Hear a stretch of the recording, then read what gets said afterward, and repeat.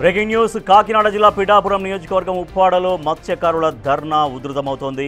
నిన్న అధికారులతో చర్చలకు ససేమిరాన్న మత్స్యకారులు ఇవాళ చిన్నపిల్లలతో కలిసి నిరసనకు సిద్ధమయ్యారు. ప్రతి మత్స్యకార కుటుంబానికి 11,500 పరిహారం ప్రకటించడంతో పాటు ఫ్యాక్టరీల వల్ల మత్స్య సంపద లేక ఇబ్బంది పడుతున్న కుటుంబాలకు ఉద్యోగాలు ఇవ్వాలని డిమాండ్ చేస్తున్నారు.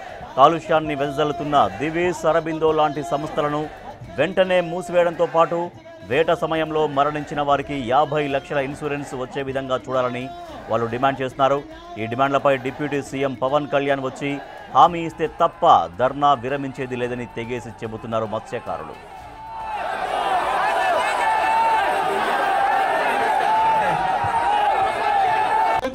వాటర్ ఇటు ప్రతి కూడా చిన్న రయ్యి పిల్లతో కూడా చిన్న చేప కూడా యొక్క తరంలో బతికి లోపలికి వెళ్ళి అది సంపదగా పెరిగి అది మరలా ఒడ్డుకు వచ్చి మాకు జీవనోపాధి ఇచ్చిన ప్రతి ఒక్క జీవిని కూడా ప్రతి ఒక్క.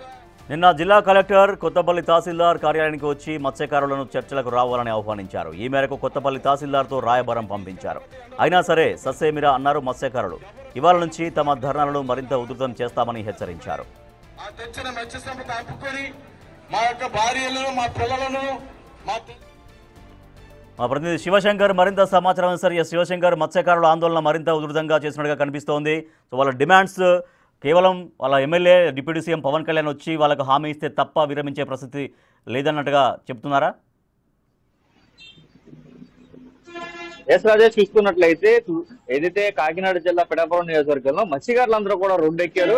ఎవరైనా ఆందోళన చేస్తున్నారు, ధర్నాలు కూడా ఉధృతం చేస్తున్న పరిస్థితి కనిపిస్తుంది. రెండో రోజు కూడా కొనసాగిస్తున్నారు. అయితే ఈ నేపథ్యంలోనే మరికొద్ది సేపట్లో అయితే ధర్నా ప్రాంతం వద్దకైతే అందరూ చేరుకొని ఉన్నారు. అయితే ఎవరు కూడా ఎక్కడికి పనుల్లోకి వెళ్ళొద్దు, షాపులకి వెళ్ళొద్దు అంటూ కూడా మత్స్యకార నాయకులందరూ కూడా నిర్ణయం పిలిపించిన నేపథ్యంలో పిల్లా జిల్లాలతో పాటు అందరూ కూడా ధర్నాకి హాజరవ్వాలంటూ కూడా పెద్ద ఎత్తున పిలుపునిచ్చారు. ఈ నేపథ్యంలో చూసుకున్నట్లయితే పూర్తి స్థాయిలో వారి డిమాండ్ ప్రధానంగా చూసుకున్నట్టే వారి న్యాయమైన డిమాండ్లను అమలు చేయాలంటూ కూడా దానిపై స్పష్టమైన హామీ కేవలం డిప్యూటీ సీఎం పిఠాపురం నియోజకవర్గ ఎమ్మెల్యే పవన్ కళ్యాణ్ ఇచ్చే వరకు కూడా ధర్నాను విరమించేది లేదంటూ కూడా స్పష్టం చేస్తున్న పరిస్థితి కనిపిస్తున్నాయి. పూర్తి స్థాయిలో చూసుకున్నట్లయితే ఏదైతే మత్స్యకారులకు సంబంధించి మత్స్య సంపదని కోల్పోతున్నారో ఆ కంపెనీల వల్ల ఆ కంపెనీల నుంచి కూడా స్టైఫండ్ 11,500 రూపాయలు ఏదైతే తీర ప్రాంత వాసులకు ఇస్తారో ఆ తీర ప్రాంత వాసులకు ఇచ్చే 11,500 స్టైఫండ్ అయితే వెంటనే అమలు చేయాలని, అదేవిధంగా ఎక్కువ మోతాదులో ఏదైతే కాలుష్యాన్ని ఏదైతే మెడికల్ ఏదైతే దీనికి ఫార్మా కంపెనీస్ ఉన్నాయో ఫార్మా కంపెనీస్ సంబంధించి అరబిందో కావచ్చు, దివీస్ కావచ్చు, వీటిని వెంటనే ఫ్యాక్టరీని క్లోజ్ చేయాలంటూ కూడా చెప్తున్న పరిస్థితి కనిపిస్తుంది. అదేవిధంగా చూసుకున్నట్లయితే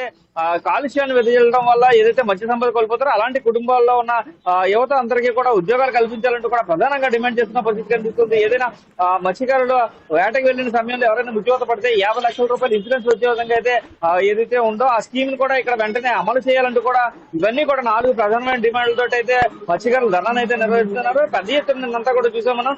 దానికి మించి ఈ రోజు ఉండబోతుంది ఉప్పాడ ప్రాంతంతో పాటు అమీనాబాద్ కావచ్చు, ఇటు పక్కన కోనబాపేట కావచ్చు, మూలపేట కావచ్చు, ఈ 4 ప్రాంతాల్లో కూడా ఈ రోజు ధర్నా చేసే అవకాశం అయితే కనిపిస్తుంది. పూర్తి స్థాయిలో అయితే దీనికి సంబంధించి మత్స్యకారులంతా కూడా సిద్ధమవుతున్నారు. మరికొద్ది సేపట్లోనే ధర్నా ప్రారంభమయ్యే అవకాశం కనిపిస్తుంది. Rajesh, right, thank you Shivashankar. ఉప్పాడలో మత్స్యకారుల ఆందోళన ఇంకా మరింత ఉధృతంగా కాబోతోంది.